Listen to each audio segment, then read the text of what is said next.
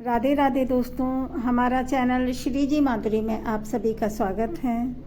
वैशाख मास में भगवान विष्णु की पूजा की जाती हैं और भगवान विष्णु की कथाएं भी सुनी जाती हैं। इसका बहुत ही महत्व होता है और पुण्य फल की प्राप्ति होती है और अंत में मोक्ष की प्राप्ति होती है।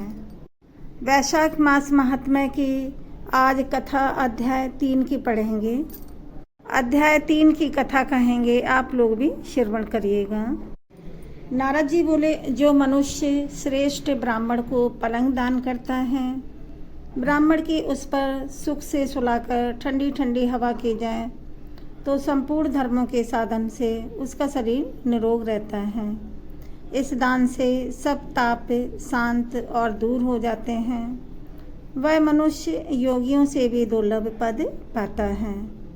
जो मनुष्य वैशाख में धूप से थके हुए ब्राह्मणों को सुंदर श्रमनाशक पलंग दान करता है, वह मनुष्य हे राजन संसार के जन्म मरण और वृद्धावस्था के कष्ट को नहीं भोगता।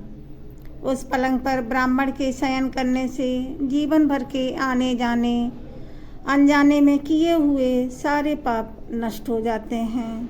हे राजेंद्र, उसके पाप ऐसे नष्ट हो जाते हैं जैसे अग्नि के स्पर्श से कपूर नष्ट हो जाता है और वह मनुष्य निश्चय ही ब्रह्म पद को चला जाता है। जो मनुष्य वैशाख मास में सैया दान करता है, वह मनुष्य इसी जन्म में संपूर्ण भोग पदार्थों को भोगता है। उसके कुल में बहुत से मनुष्य होते हैं, कोई रोग उसको नहीं होता है। उसे बड़ी आयु, धैर्य, निरोगता और यश मिलता है। उस परमात्मा के यहाँ कुल में 100 पीढ़ी तक कोई अधर्मी नहीं होता है और भगवान उसको धर्मात्मा के कुल में 100 पीढ़ी तक कोई अधर्मी नहीं होता है और परमात्मा के यहाँ उन लोगों को स्थान मिलता है। भगवान के यहाँ उनके पूरे कुल में 100 पीढ़ी तक जाते हैं।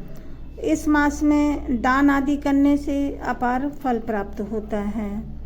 वैशाख के धर्मों को इस तरह करने वाला धर्मात्मा पुरुष सब भोगों को भोगकर अपना शरीर त्यागता है। जो वेद पाठी ब्राह्मण को तकिया दान करता है, उसके सभी पाप नष्ट हो जाते हैं और अंत में ब्रह्म पद को प्राप्त होता है।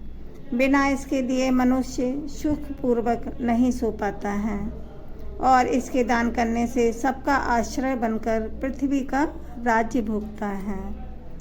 हे राजन, वह मनुष्य 7 जन्म तक सदा सुखी, भोगी, धर्मपरायण और विजयी होता है।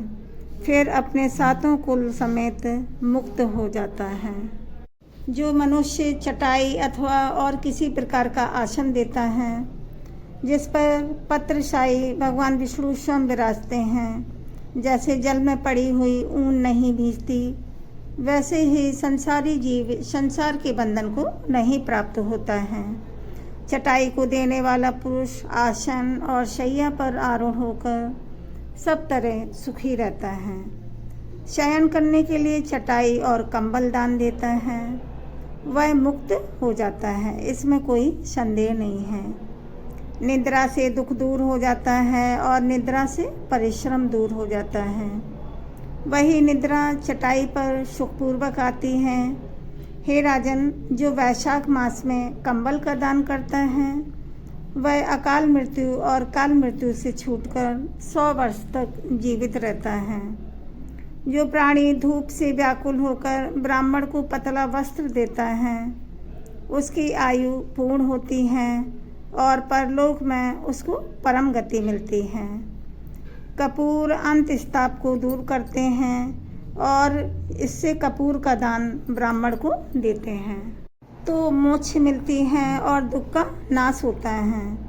जो ब्राह्मण को फूल और कुमकुम दान करे तो सार्वभौम राजा होकर सब प्राणी उसकी आज्ञा में रहते हैं और पुत्र तथा पौत्रों युक्त सब भोगों को भोग मोक्ष पाता है। त्वचा और हड्डी के संताप को चंदन तत्काल दूर कर देता है। अतः जो चंदन का दान करता है, वह तीनों ताप से दूर हो मोक्ष को प्राप्त होता है। जो जल में भीगी हुई खस, चंपा या कुश दान करता है, हे राजन, वह प्राणी सब प्रकार के सुख भोगता है। सब देवता उसकी सहायता करते हैं, उसके सब पाप और दुख दूर हो जाते हैं और अंत में मोक्ष को पाता है। जो वैशाख मास में गोरोचन और कस्तूरी दान करता है, वह तीनों ताप से छूटकर मोक्ष पद पाता है। जो मेष की संक्रांति में तांबूल और कपूर दान करता है, वह पृथ्वी में सारे सुख भोग कर निर्वाण पद प्राप्त करता है।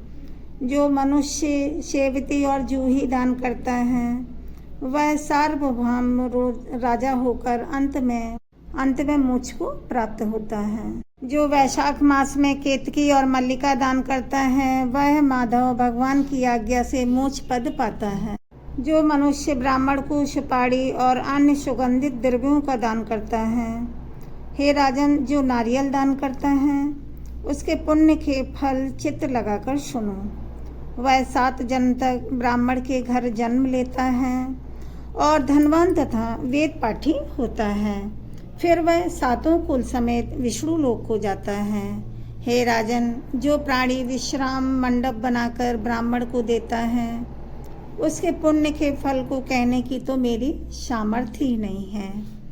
जो मनुष्य छाया मंडप बनवाकर भीतर बालू बिछा देता है और उसमें प्याऊ लगा देता है, वह स्वर्ग लोक का स्वामी होता है।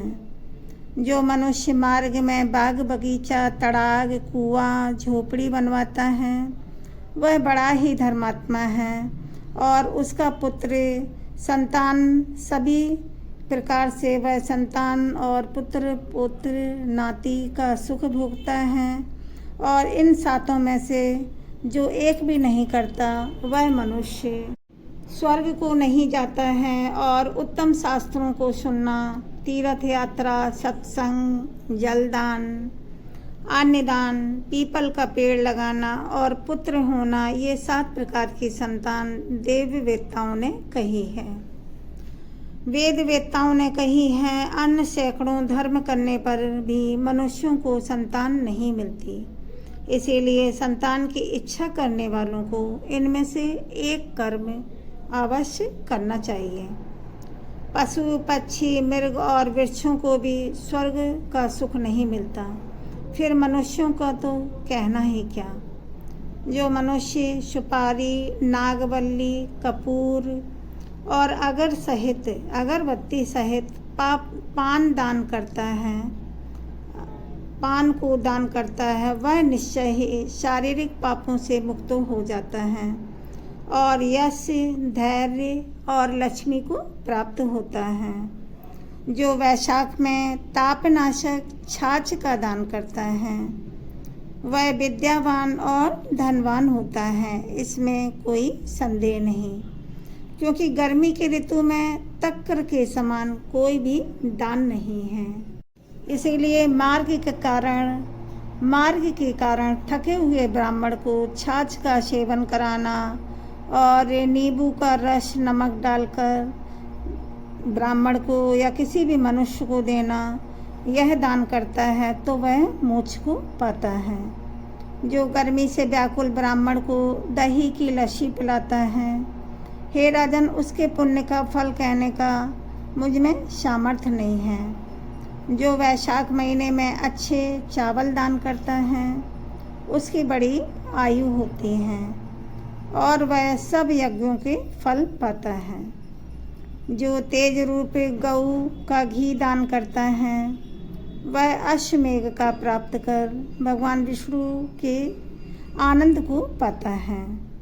जो मेष संक्रांति में ककड़ी और गुड़ दान करता है, वह संपूर्ण पापों से छूटकर श्वेत दीप को चला जाए। जो मनुष्य दिन के ताप की शांति निर्मंत ईख का दान करता है, मतलब गन्ना का दान करता है, उसका अनंत पुण्य होता है। जो सायंकाल श्रम के शांति के लिए पने का दान करता है, आम का पना का दान करता है, वह संपूर्ण पापों से छूटकर भगवान विष्णु की सायोज्यता को प्राप्त होता है। जो सायंकाल के समय